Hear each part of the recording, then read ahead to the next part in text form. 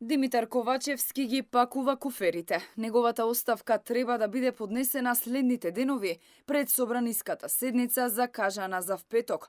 Техничката влада ќе биде избрана најдоцна до недела на 28 јануари, на само 6 дена до последните процедури. Партиите се закануваат за меѓусебен бојкот. Дали власта ќе гласа за опозицијските министри? И како ќе се одрази тоа што ВМРО ДПМН нема да гласа за Талат Џафери да биде технички премиер? Премиерот порача дека учеството на опозицијата значи и обврска за гласање на целиот состав. Имало време до крајниот рок да се спроведат сите формалности кои ќе завршат со гласање на техничката влада. Ги негираше гласините дека ќе станел министер.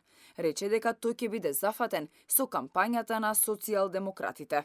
Не знам, ја не сум ги видел тие шпекулации кои што ги спомнувате. Ја нема да бидам министер во техничката влада. Туку ќе ја предводам кампањата на Социјалдемократскиот сојуз на Македонија и коалицијата на предстојните избори.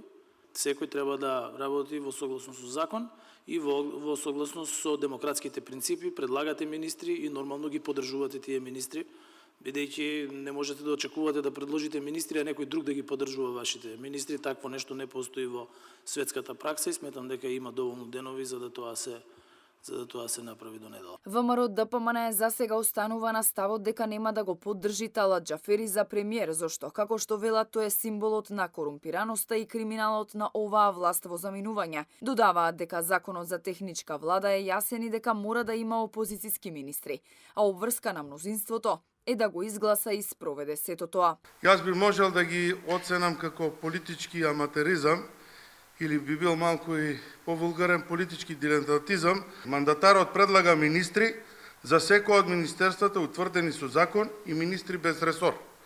И тука ставаме точка и тоа е тоа кое што треба да го испочитува мандатарот. Опозицијата со месеци апелираше и алармираше да се укине техничката влада, но мнозинството остана глуво на овие барања пред се поради договорот СДСМ-ДУИ. Интегративците да ја добијат премиерската функција во последните 100 дена од мандатот.